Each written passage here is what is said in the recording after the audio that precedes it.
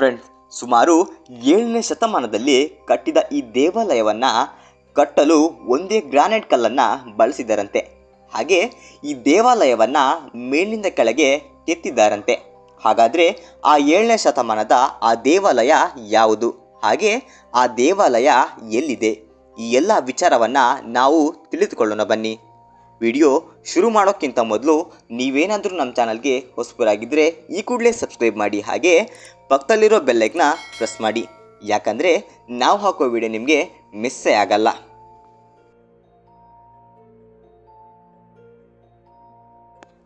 Friends, Maharashtra ರಾಜ್ಯದ ಔರಂಗಾಬಾದ್ಗೆ 30 kilometre ದೂರದಲ್ಲಿರುವ ಈ ದೇವಾಲಯ ಯಾವುದೆಂದರೆ ಎಲ್ಲೋರ ಕೈಲಾಸನಾಥ ದೇವಾಲಯ. ಕ್ರಿಸ್ತಶಕ 7ನೇ ವರ್ಷದಲ್ಲಿ ಕೆಲವು ಬೆಟ್ಟಗಳನ್ನು ಕೆತ್ತಾರೆ. ಅವುಗಳಿಗೆ ಎಲ್ಲೂರ ಕೇವ್ಸ್ಗಳೆಂದೇ ಹೆಸರಿರುತ್ತೆ. ಆ ಎಲ್ಲೂರ ಕೇವ್ಸ್ಗಳಲ್ಲಿ 16ನೇ ಗುಹೆಯೇ ಈ ಎಲ್ಲೋರ ಕೈಲಾಸನಾಥ ದೇವಾಲಯ.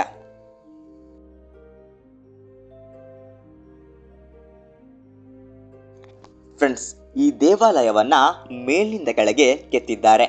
ಅಂದರೆ ಈ ದೇವಾಲಯವನ್ನು ಮೇಲಿಂದ ಕೆತ್ತಲು ಸ್ಟಾರ್ಟ್ ಮಾಡಿ ನಿಧಾನವಾಗಿ ದೇವಾಲಯವನ್ನು ಕೆತ್ತಿದ್ದಾರೆ. ಇನ್ನು ಈ ದೇವಾಲಯದ ಇಂಟ್ರೆಸ್ಟಿಂಗ್ ವಿಚಾರವೇನೆಂದರೆ ಈ ದೇವಾಲಯವನ್ನು ಯಾರು ಕಟ್ಟಿದ್ದಾರೆ, ಹಾಗೆ ಯಾವಾಗ ಕಟ್ಟಿದ್ದಾರೆ ಅನ್ನೋ ವಿಷಯ ಇಂದಿಗೂ ತಿಳಿದೇ ಇಲ್ಲ. ಇನ್ನು ಕೆಲವು ಡಾಕ್ಯುಮೆಂಟ್ಗಳ ಪ್ರಕಾರ ಈ ದೇವಾಲಯವನ್ನು 7ನೇ ಶತಮಾನದಲ್ಲಿ ಕಟ್ಟಿರ್ತಾರೆ ಅಂತ ಹೇಳಲಾಗುತ್ತೆ. ನಿಮಗೆ ಅನಿಸ್ಬೋದು ಆ ಕಾಲದಲ್ಲಿ ಈ ದೇವಾಲಯವನ್ನು ಹೇಗೆ ಕಟ್ಟಲು ಸಾಧ್ಯವಾಯಿತು ಅಂತ. ಇನ್ನು ಈ ದೇವಾಲಯವನ್ನು ಒಂದೇ ಒಂದು ಸಿಂಗಲ್ ಗ್ರಾನೈಟ್ ಕಲ್ಲಿನಿಂದ ಈ ದೇವಾಲಯವನ್ನು ಕಟ್ಟಿದ್ದಾರೆ. ಹಾಗೆ ಈ ದೇವಾಲಯದ ನಿರ್ಮಾಣದಲ್ಲಿ 2 ಲಕ್ಷ ಗ್ರಾನೈಟ್ ಕಲ್ಲುಗಳನ್ನು ಹೊರಗೆ ತೆಗೆದಿದ್ದಾರೆ ಅಂತ ಹೇಳಲಾಗುತ್ತೆ. ಇನ್ನು 17ನೇ ಶತಮಾನದಲ್ಲಿ ಇಸ್ಲಾಮಿಕ್ ರೂಲರ್ ಆಗಿರುವ ಔರಂಗಜೇಬ್ ಹಿಂದೂ ದೇವಸ್ಥಾನಗಳನ್ನು ನಾಶ ಮಾಡಲು ಆದೇಶ ಕೊಟ್ಟಾಗ, ಹಾಗೆ ಈ ದೇವಾಲಯಗಳನ್ನು ಸಹ ನಾಶ ಮಾಡಲು ಆದೇಶ ಕೊಡ್ತಾನೆ. 3 ವರ್ಷಗಳ ಕಾಲ ಪ್ರಯತ್ನ ಪಟ್ಟರೂ ಸಹ ಈ ದೇವಸ್ಥಾನಕ್ಕೆ ಸ್ವಲ್ಪ ಪ್ರಮಾಣದಲ್ಲಿ ಹಾನಿ ಮಾಡಲಷ್ಟೇ ಸಾಧ್ಯವಾಗುತ್ತೆ.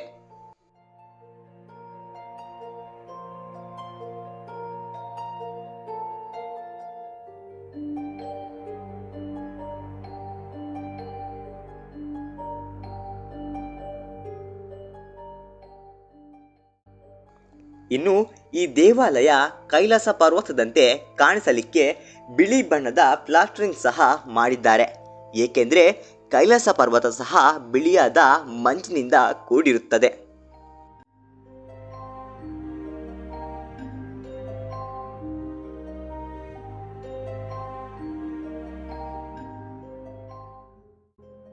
ಫ್ರೆಂಡ್ಸ್, ಭಾರತದಲ್ಲಿ ಅದೆಷ್ಟೋ ದೇವಾಲಯಗಳು ತಮ್ಮದೇ ಆದ ಅಚ್ಚರಿಯ ಸಂಗತಿಗಳನ್ನು ಹೊಂದಿದೆ. ಫ್ರೆಂಡ್ಸ್, ಈ ವಿಡಿಯೋ ನಿಮಗೆ ಇಷ್ಟ ಆದರೆ ಲೈಕ್ ಮಾಡಿ, ಶೇರ್ ಮಾಡಿ, ಹಾಗೆ ಸಬ್ಸ್ಕ್ರೈಬ್ ಮಾಡಿ. ಮುಂದಿನ ವಿಡಿಯೋದಲ್ಲಿ ಸಿಗ್ತೇನೆ. ಧನ್ಯವಾದಗಳು.